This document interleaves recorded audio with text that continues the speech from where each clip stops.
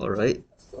Hi, everyone. My name is Eric. I'm a computer science major, and I am a scientific communicator with QSO. And today I'll be talking about quantum entanglement. But before we start, we have a few announcements. We have elections for our officers soon. Um, that QR code is for nominations. So if there's anyone you want to nominate, you can just scan that and fill out the form. Uh, it closes at 5 p.m. on February 11th, and at the end of the day, we'll know like who will be nominated.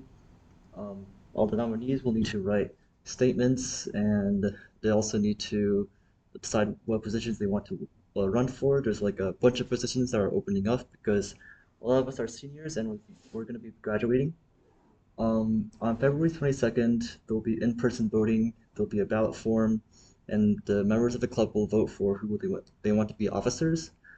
And then on February 25th, the election results will begin, and then the transition efforts will start. So uh, all this information is also on a Discord, so there's no worries. So yeah.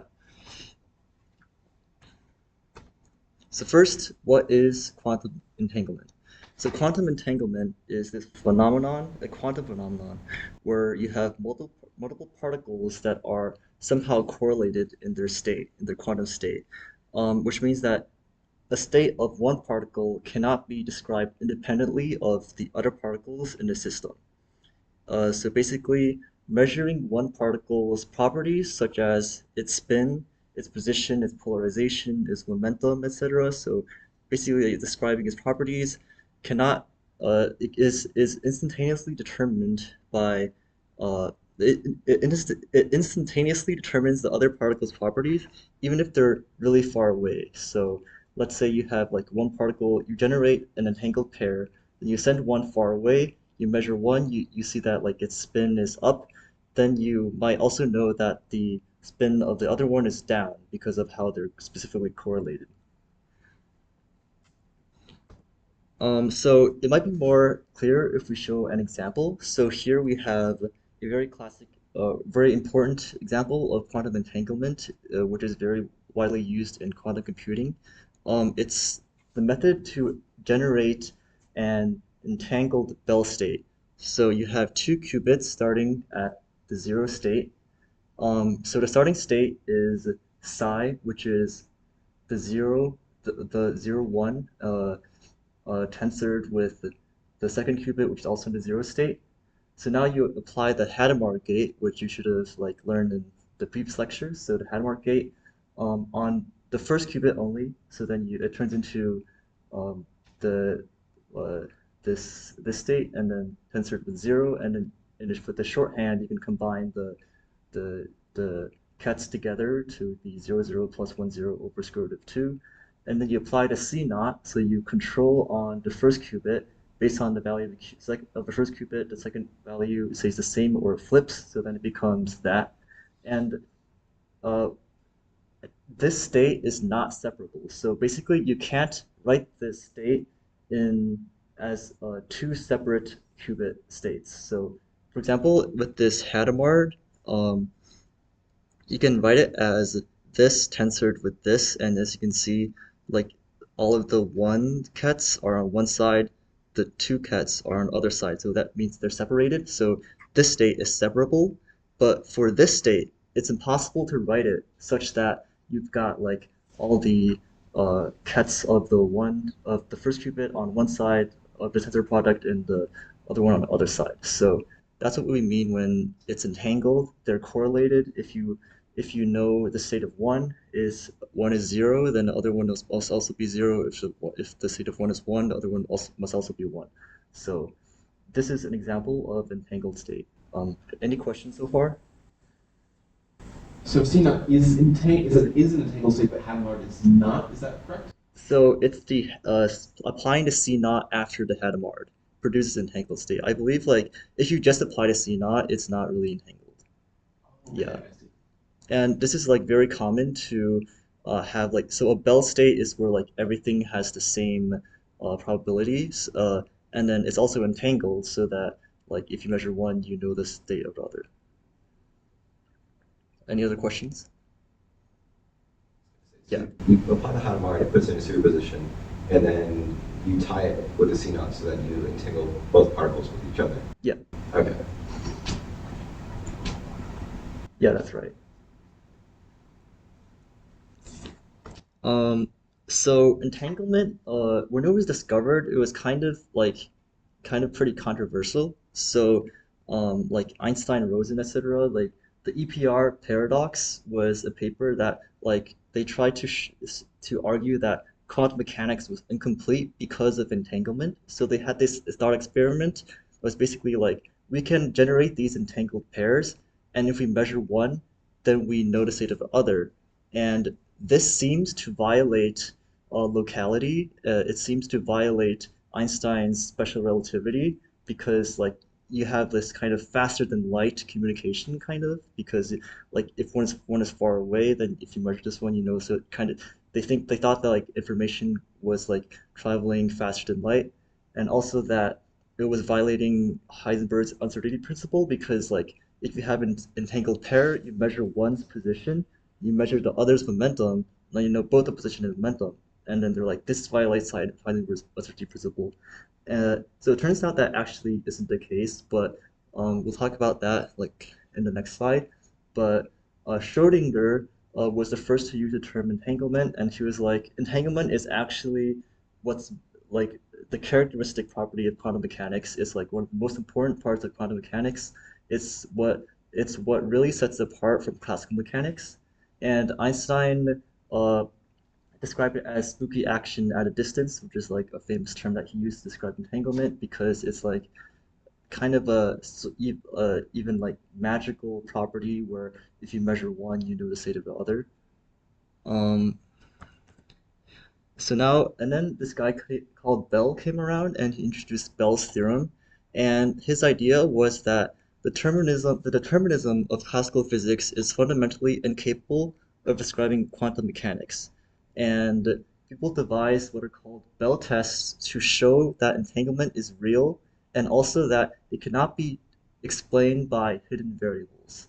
Um, and one of these tests, for example, is the CHSH experiment. So you've got this source that generates entangled pairs of photons, and then they're sent through polarizers, and then you measure like the correlations, the coincidences. So like if if there isn't entanglement, then you'd kind of expect there to be like a uniform um, amount of like coincidentally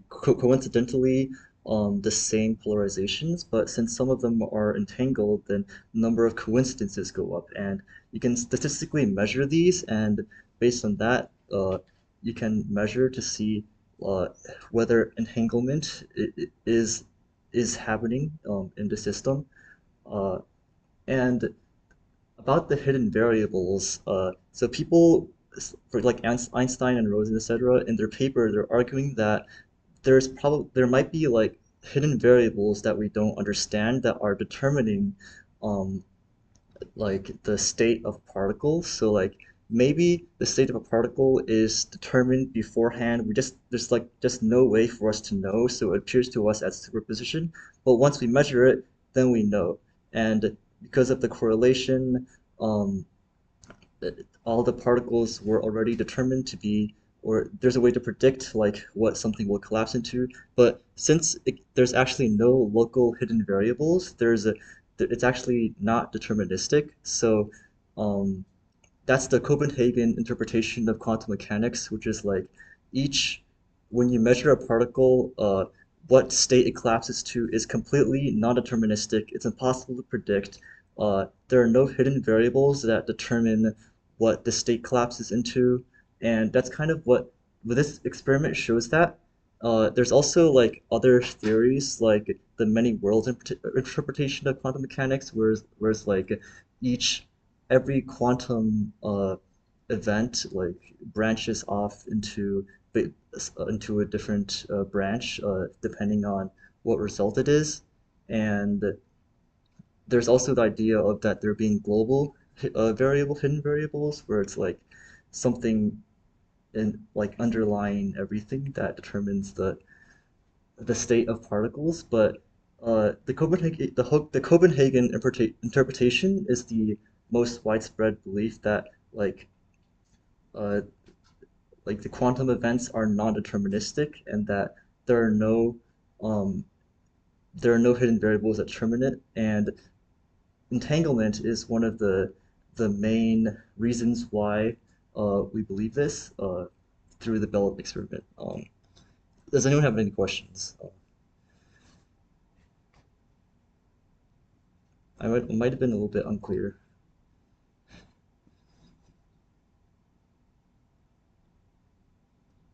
Yeah. So this doesn't exactly disprove the whole like Everett's multi-world No. Well, it's not really like a disprovable thing that there are other worlds, but yeah, it's like a possibility, but most scientists believe that it's like non-deterministic um in how like measurement works. Yeah. But it's just something that like related to Bell's experiment and hidden variables.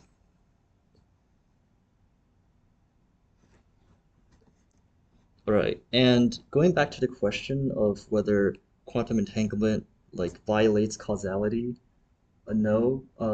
So one is that so the important thing is that information itself is limited to the speed of light. So if you measure a state of a particle, then an observer like at the other particle still doesn't know what the state is because you have to send that information over to them, and that's limited by the speed of light. Uh, when you measure the state of a particle, like of an entangled pair of one of them, and like the other one is really far away, the at an observer at that location doesn't know that the particle has been measured, and they also don't know what state it is. And this is kind of embodied by what's called the no communication theorem, uh, which you can look more into, but basically it says that quantum effects cannot enable faster than light, or it cannot violate special relativity. Any questions? All right. So why is quantum entanglement important?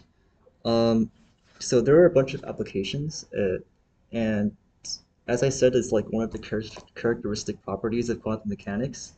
So one of the potential important applications is quantum key distribution. So it's a method of sending data securely.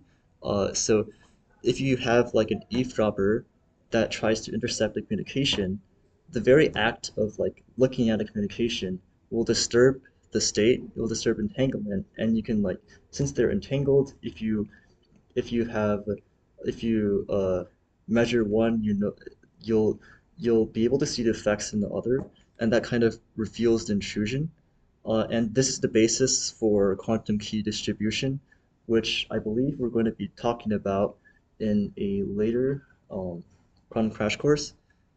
There's also quantum teleportation, which is like with an entangled pair, you can send information about quantum states to another one, another party, and they can reconstruct that quantum state. Um, so in this way, you're able to reconstruct any quantum state. So it's basically like teleporting a quantum state to another location. And I'll be talking about this next week. And then finally, in quantum computing, it's also relevant because for speeding up computation, since if you change one qubit, it instantly affects its entangled partners. So um, using this, like it's more efficient to do parallel computation because uh, changing one qubit instantly affects all the others. Yeah, yeah. So when you change one qubit, you're like changing the state of that particle on command. Um, so it's the measuring a qubit collapses the wave function of the other qubit. So that's like what's meant. So measuring collapses the wave function. So if you measure one, it's basically the same as measuring the other. So you're also the collapsing the wave function, and that's basically like what entanglement is. So yeah. So it's kind of like random, you don't get to like choose what state. No, you don't get to choose what state. Um, it's all dependent on the superposition of the particles. Yeah. And you said the information would travel at the speed of light from one particle to the other. Um, like, uh, if you were to send information about that state, you would have to send that would be limited by the speed of light. So, like, uh, you have like one particle at one side of the world, the other at the other side of the world, and you measure one, and you want to tell that state to the other side, then you have to like send an email or something, and then that's like limited by the speed of light. So to send like the state information about the state, you have uh to send it at the speed of light through classical means. Like it doesn't actually like an observer doesn't know what state it is that has been measured. So is the state dependent on the observer in that sense that you need to send that information over to collapse as a wave function?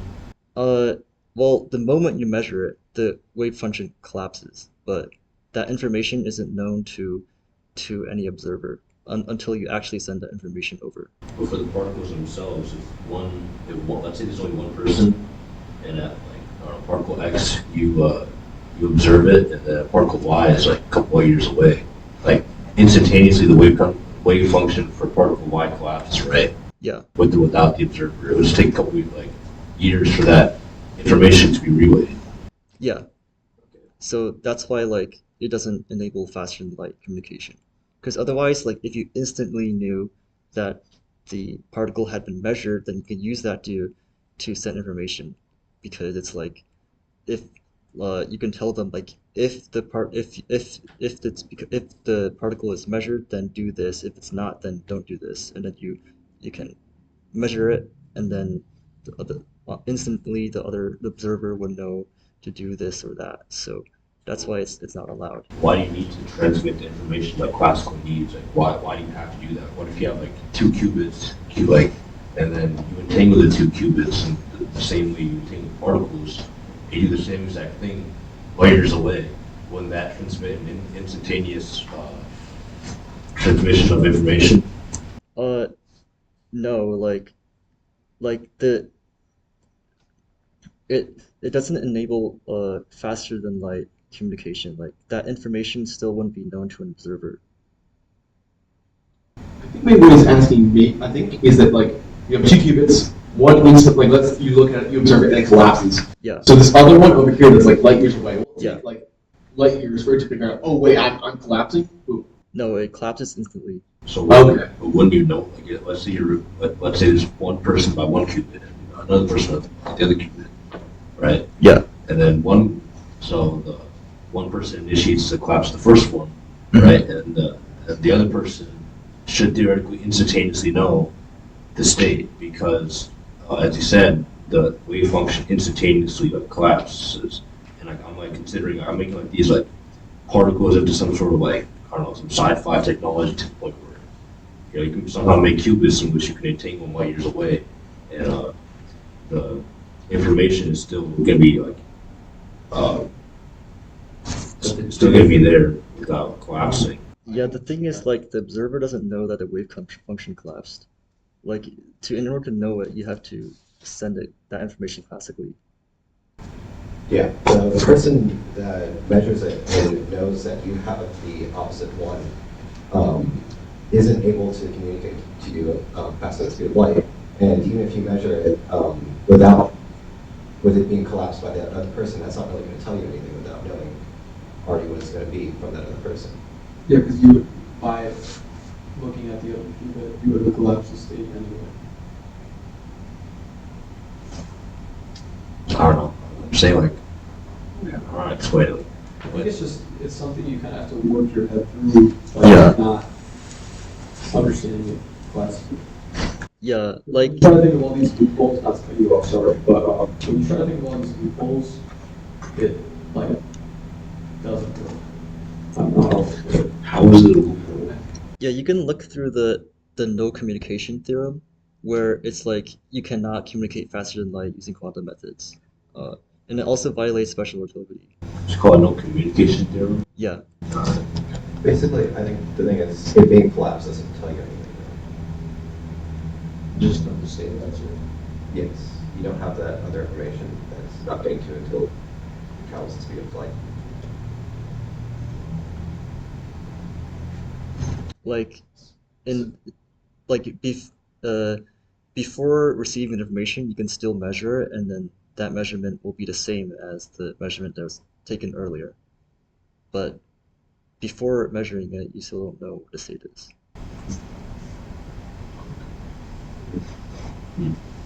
So once you receive that information, it's already collapsed, and then that's the reason. Okay.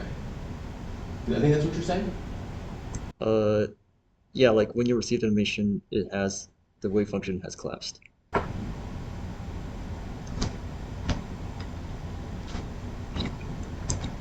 But so the only way you'd be able to have useful communication is if you receive the information before it collapses, and that doesn't happen. Yeah. Uh, yeah, and I think I'll probably talk about this more next week with quantum teleportation because like in there it's also important that you have a classical means of sending information about the state of the entangled pair in order for the teleportation to happen. But yeah.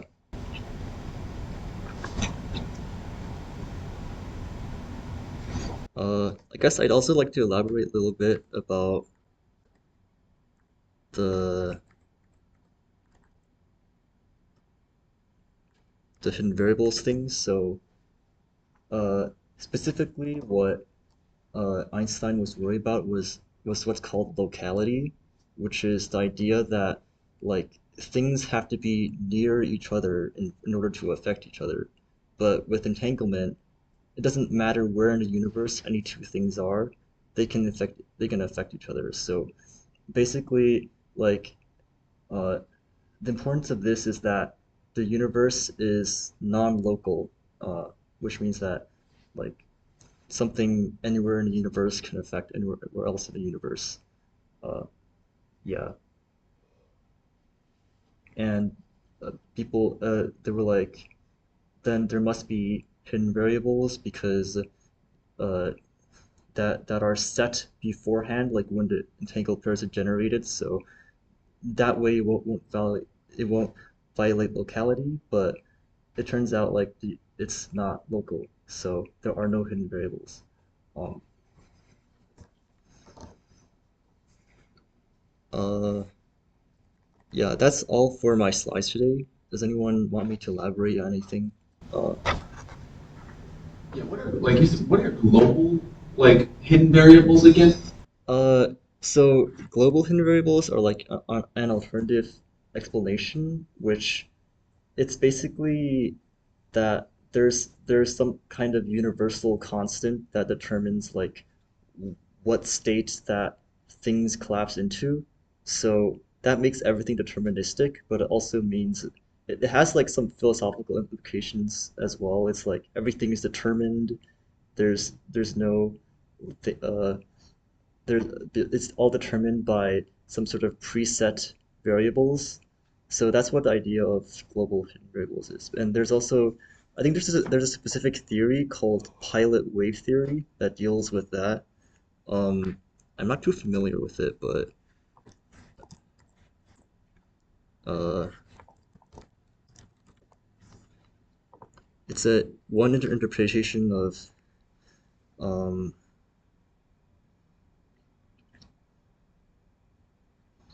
yeah, you can look into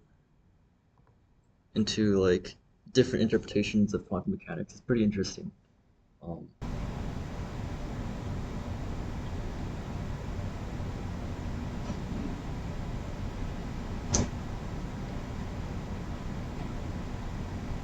yeah,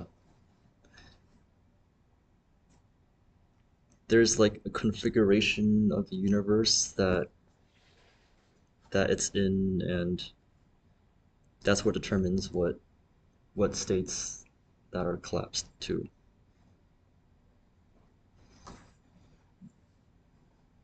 Do you think this would be like provable or disprovable, or do you live now? Uh, I I'd say it's hard to say like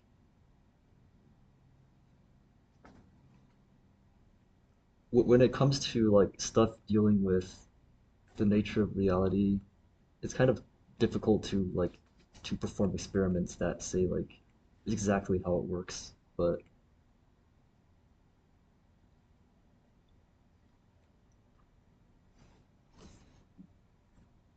also like I'm not too familiar with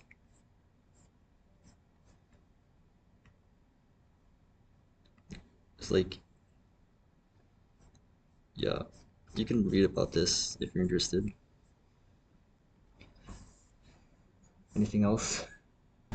Just want to bring up. Yeah. This reminded me, like, there's this old thought experiment I read about with the multi-worlds Everett's really. Yeah. Do you know the Everett's relatively similar to like suicide thought experiment? Yeah. That one's interesting. Yeah. That's like a way that the thought experiment we're figuring out that actually exists.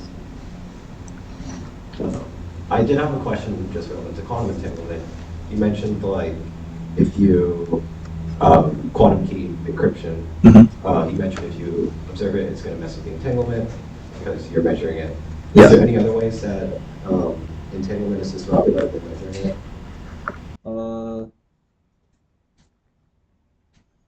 well, since the states of the particles are correlated, if you do like a gate operation on one qubit, then the state of that qubit changes.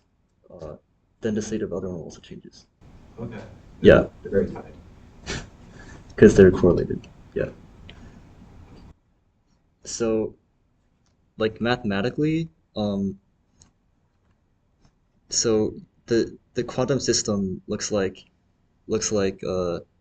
well, for separable qubits, it looks like this. Um, for non-separable, it looks like this. Like even if they're really far away, the state still looks like this. And you can do like a gate on it. That gate will the gate on one qubit is like a gate on both qubits because they're not separable. Yeah.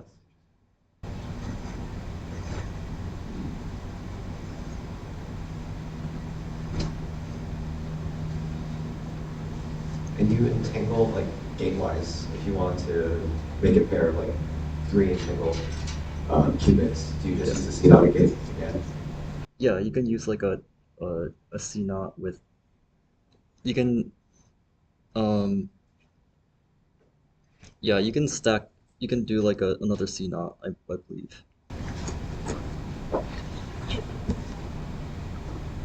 Yeah. Is there a way to kind of like undo the entanglement? Like the way you can generate one with the other way around? Um Gate operations are reversible, so yeah. Like like all gates, if you apply the gate again, it reverses it.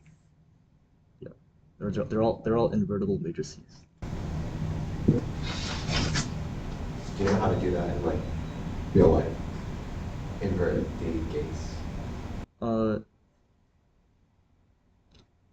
well, you have to like mathematically you can find the inverse of the matrix and then do the matrix multiplication. Uh but physical implementation of gates, it might be more difficult, but it also depends on what modality you're working with because like the actual physical implementation of gates depends on what the qubits are and how you build the quantum computer, etc. So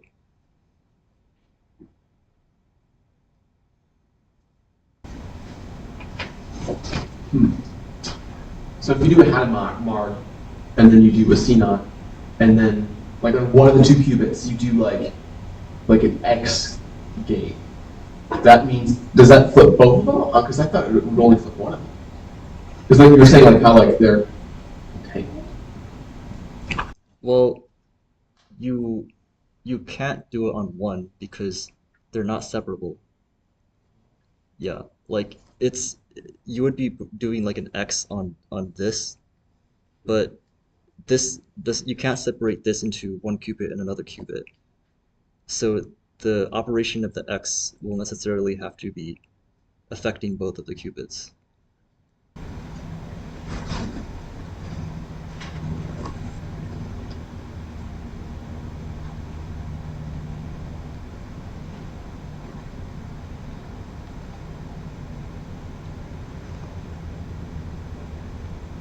I have a question. Yeah, So the Bell state, right? yeah, Bell state is considered highly entangled, right? yeah. It's the most entangled state that you can have. Okay. So what does it mean to be more or less entangled? Because like at least my current understanding, two particles or whatever are either entangled or they're not. Uh, It comes down to like, probability, let's say if it's like the most entangled, Mhm. if you know, let's say one in, like, let's say, state X is one, then you know 100% sure that state Y is gonna be zero, right? Whereas everything in between, you wouldn't know. You wouldn't know 100%. You wouldn't know 100%, so it's like a spectrum of like probability. of how certain you are Yeah. of the other. Of how certain you are with either the, Okay. let's say the flip is gonna switch or it's not, right? I'm actually not 100% sure about that, but yeah. What did you say? I think what you said makes sense, but I I would need to look into that. The bell curve is a 50-50 for each ring. The bell curve is 50-50 for each ring. For what? Qubit being like 1 or 0. Yeah, for the Bell state, it would be like 50-50. Yeah. And if you had like a 75-25, that would be less entangled. Is what you're saying. I think. Okay, yeah, that's what it is. ChatGPT did. Okay, cool. I guess so.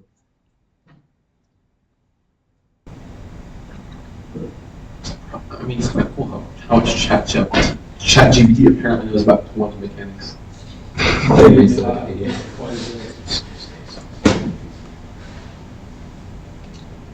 It's just stuff that it gets from the internet, but it's more convenient, because instead of like researching, like typing it on the search bar, trying to find websites, it does it for you. Oh yeah, I'm joking. I'm doing theater and tricks. I don't know how that stuff works. Oh. I know you're going to talk about next week, but I didn't understand the teleportation. So it's just a way to transfer a quantum state from one location to another location. So um you have like some quantum state, and you have like somebody that you want to send this quantum state to. So beforehand, you generated an entangled pair, and then you have one of them, the other person has another one. You can do operations on that entangled pair, and then based on that entangled pair, you can send some classical information over to the other person, and then they'll be able to reconstruct your quantum state. But that also destroys your quantum state in the process because of no cloning. Um, so that's basically in in in a briefly what it is. Wait, so is it so much like a radio wave communication? Uh, And it's in the ability that you have these two entangled pairs and you're sending over some information that's either way. uh, it it's not really like I wouldn't really say it like that. Like it's just like there's some necessary information that you have to send classically to the other person in order for them to reconstruct a quantum state. Like there's no way for you to describe the quantum state in classical means and send that over. So you do like some operations, and based on that you send a quantum you send like some classical information over, and then based on that the other person does some operations on their quantum state, and it becomes yours. But your quantum state will also become destroyed because you can't copy quantum states. Yeah, So I got a thought experiment, right? yeah, Let's say you and the other person are sitting by a laptop and both laptops are purple, right? When you measure the state, it need to be blue or red, right? Let's say for one person it's blue, like let's say the measure for one person they measure it as blue.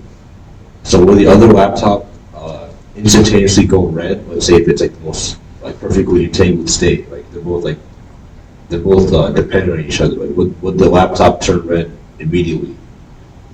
Is what I was like asking. Like how would that work? uh, are you saying like there's like an entangled particle pair, or the laptop themselves are entangled? Yeah, let's say it's two entangled laptops, right?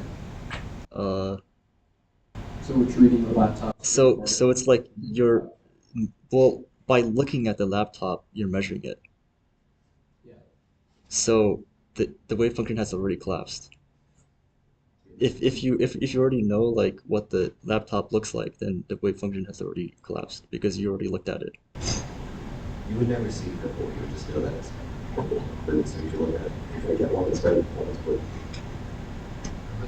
You have to looking effects. Yeah, like looking is measurement. So now let's say these laptops are just out of a strange cat box. Okay.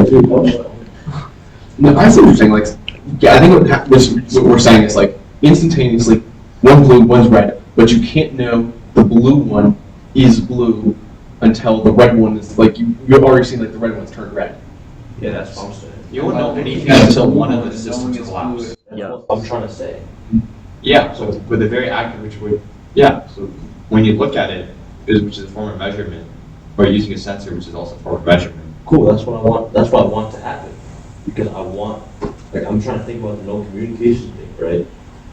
Like, I want to I want to think about why it has to be why it's speed, but typically. But both of them have two different like. The way to think about your example is to have like one computer, computers facing Opposite direction. opposite directions, we'll say that. And this other person you want to communicate with. But both of you guys can't be looking at the computer unless you collapse, so you're both looking away at the computer, right? So one of you guys decide to turn around and you see what color it is. It's blue, so you know the other person says red. But that other person that's turned around has no idea. You can't communicate anything to him. He doesn't know that his is going to be blue or red. Yeah. Unless you tell them, and that information only travels at the speed of, in this case, sound, which is the medium that he's using. Okay, so the problem is looking at the like if both people were looking at the laptop, then the whole thing wouldn't work to begin with. There would be, yeah, if both of them are looking, there would be there's nothing to collapse because you're already at the final state. And if he looks, if someone else looks at it, if you want to communicate. Wait, what do you mean by final state? Like it will be the system already collapsed. So the blue-red thing when you were working, you were that. Yeah, there's no point because both of you guys already know what color it is. And if both of you guys have your backs turned to the laptop and one of you guys looks at it, you see that your laptop is a certain color, so you know that the other laptop has to be the opposite of that. Yeah, unless you communicate, like Ryan said, he's never gonna know. So you're gonna have to. So the actual notion of communicating that information and telling him that okay, my laptop was red, so yours must be blue, is gonna be traveling at the speed of like, assuming you're using electrical like. What happens if you're wearing a watch? Let's say the person over there looks at the laptop, right? And let's say your watch and the laptop is perfectly entangled, right? So then let's say the person with the watch gets a notification about what the state is. The notification travels at the That's speed of light. Yeah. Bro, a watch works. I'm saying that they're entangled though. Like, The critical thing is that it happens instantaneously, but you cannot predict like what it's going to be until it's already collapsed. That's the critical thing. If you don't understand it, then it makes sense. It's like Wait. it's not supposed to make sense. So you're saying the watch and the laptop are entangled? So you look at the laptop, and then the other person would know. We're getting a notification. Well, then the notification itself is a measurement because you're hearing the notification, so that's measuring what the state of the watch is. So you're still just measuring it. So it's like really no looky pretty much. Yeah. So it's either you are told the state from the other person, which is already going through that speed of light or speed of sound medium, or you look at it yourself. So there's no like advantage. It's just a thing. So how do people prove that entanglement even happens? Like how would you even know? Using CHSHS or CHSH experiment. I saw the diagram. I didn't get like what was happening. So you've got the source, it generates entangled pairs, they become polarized, then you measure the polarization of the photons, and if they're entangled, then like there's going to be a lot more photons than you expect are going to have the same polarization because they're entangled. So you measure statistically the proportion that are the same and the ones that are different, and if it's like above a certain amount, then it can't be explained by like random chance, and then you know it's like entanglement happening. That's like a chi-square test. Huh? The chi-square test or whatever it's called. I don't know. Oh, Thing, but it's basically. I think this Yeah. is just like well, it's not like that complicated. It's just like Chi-squared is like observed when it's expected squared over. What do you mean is chi-squared? Whatever I'm actually talking about is basically mathematically figuring out whether something is due to chance or due to other factors. oh yeah, I know what you're talking about. uh Statistical significance. Yeah. yeah. So you like there's this equation that you do 4 different experiments for different polarizations, and then you count up the number of coincidences and using this equation, and then you like do this equation. What is N plus plus? What is that? It's Plus the number of photons that are like one plus on the left and plus on the right. yeah. Plus polarization. Yeah, so up here you add the coincidences and subtract the ones that are different, and down here you add all of them. So that's like proportion that's like the same, and then you do that for like multiple different polarization angles, and then you do this equation, and then if S is greater than 2, then it violates the Bell inequality, and then you've shown that entanglement happens. So if it was random, you would expect E to equal around 0. Uh, I think so. Like, yeah, around 0. So how does the what is it's S is the source? How does that produce entangled pairs?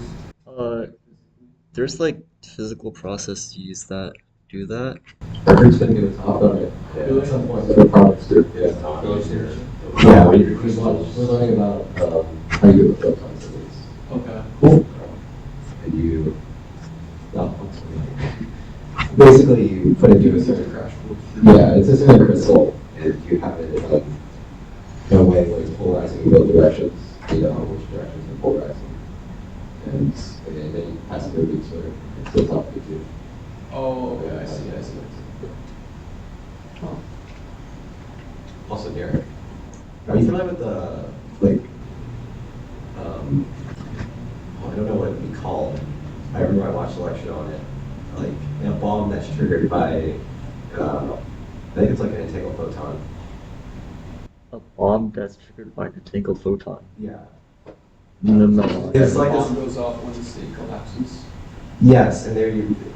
Oh, it's really weird, and I cannot explain it at all because it was really weird. But I don't know if it was an actual thing they did or just a thought experiment. If you look up bombs triggered by entanglements, they were able to they used it to test.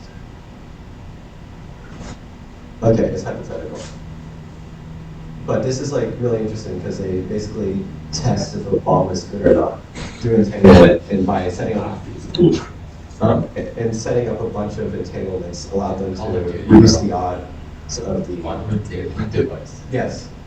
I don't remember the name. This is it.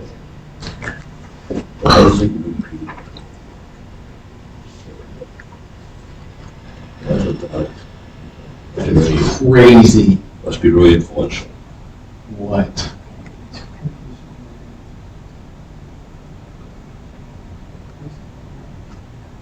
Because they actually are able to take a 50% chance and reduce it to near zero of it being able to test its detonation without actually detonating.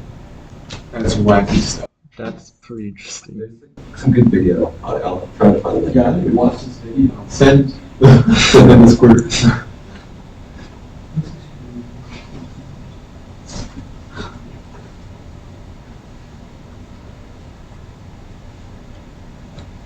Yeah, I have to look at that one. What's the video called? Just look up. Quantum bomb tester. Alex survived. Who was it by? Alex survived. That's what it says.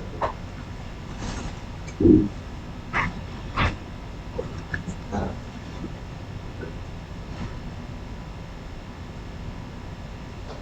Okay, so this is where the crystal comes into play. Yeah.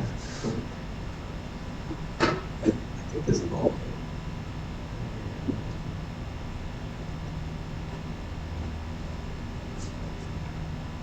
How about you?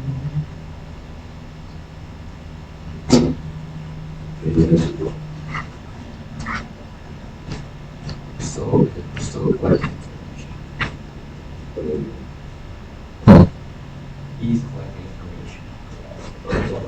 Yeah, and then they improve the probability by repeating this a bunch of times and then make it down. Well, the first time you do it, it's still 50% chance the bombs will detonate. Yeah. Okay. But then you make a system of entanglements and you get it to where the odds that this one is like, talking about ones and zeros, the odds that this one is one is very small. But it's still passing through, so it's still. I don't understand. Well, it works. No, it's some faster than that. It's a lot of video. you don't know. I mean, I remember. It's over my head. Explain why this. Yeah. Focus, man. You actually watch, bro. Focus. Also, something that Alex kind of like the whole programming. You mentioned how entangled pairs all interact with each other, or at least qubits interact with each other. I remember like when I first joined QSO, I was asking, like with the traveling salesman problem, if you had like a binary search tree or something, and you're doing solving a call mechanically, would it be like you were looking at all the nodes in the same level of the tree at the same time because they're all entangled?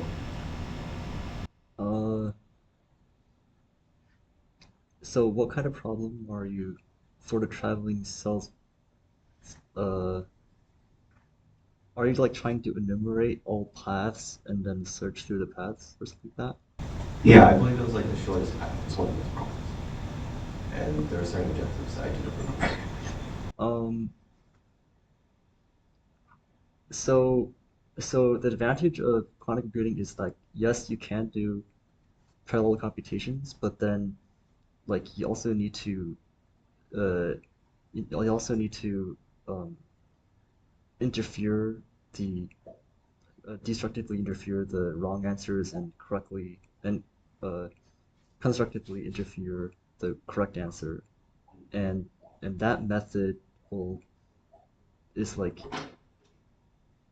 uh, like doing that is not polynomial, so it's not going to end up with a polynomial time algorithm still. Oh, okay.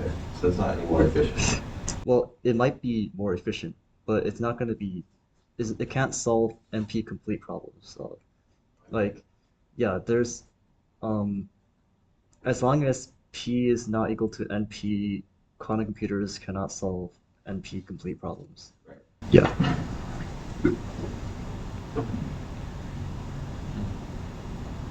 What is NP complete again? It's a classification. Yeah, it's a computational complexity class. So you've got P, which is the class of decision problems that are solvable in polynomial time.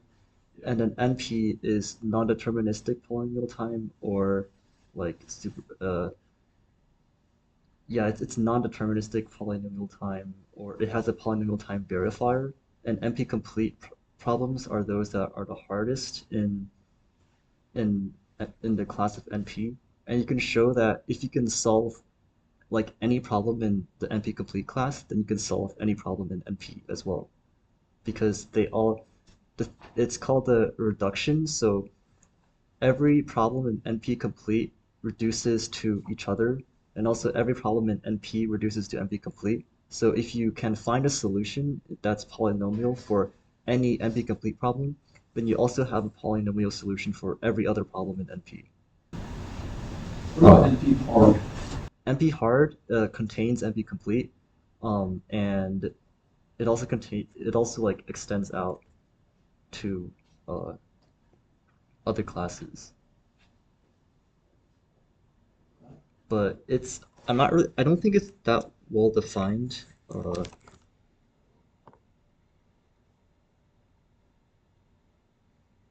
Is this like the problems that have a polynomial reduction to NP complete? I think.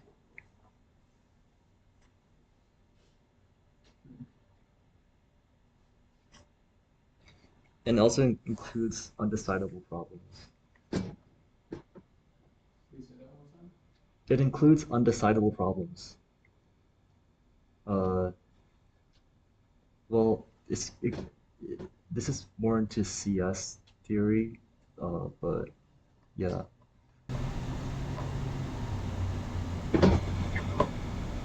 Yeah, I was.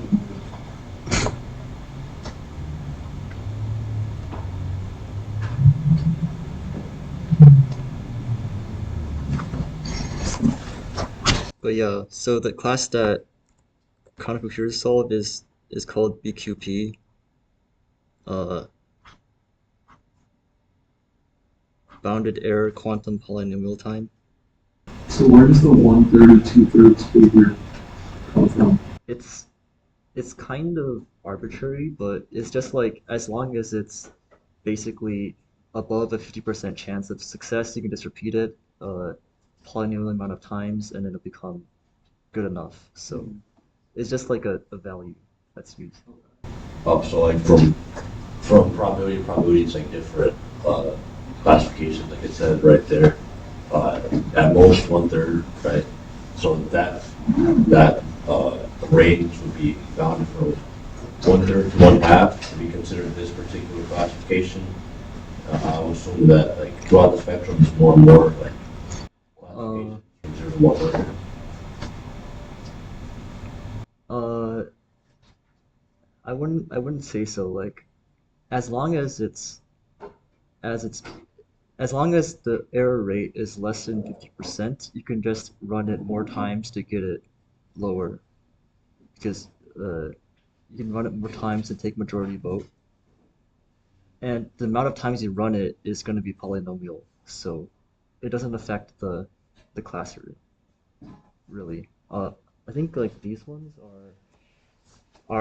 are other probability classes. So BPP is like I think quantum the BQP is the only quantum one. BPP is like classical.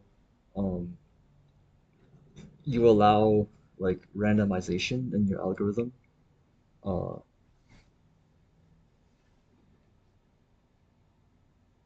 Randomized polynomial time. Yeah, there's also like a bunch more, but in this diagram, BQP is the only one that deals with quantum stuff. So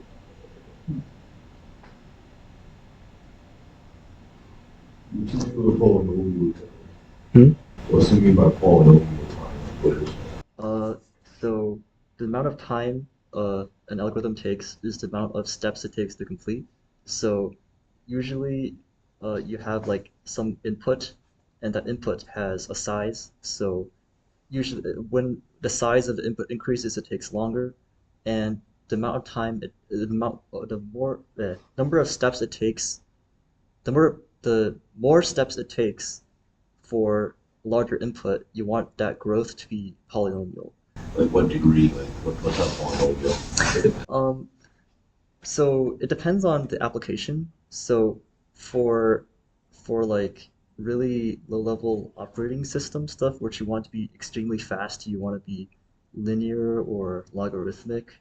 Like even quadratic is too slow. But apart from that, like as long as it's like under n to the power of 10, it's usually good enough. And also for computational theory, we don't really care about what the polynomial is. It's just that it is polynomial.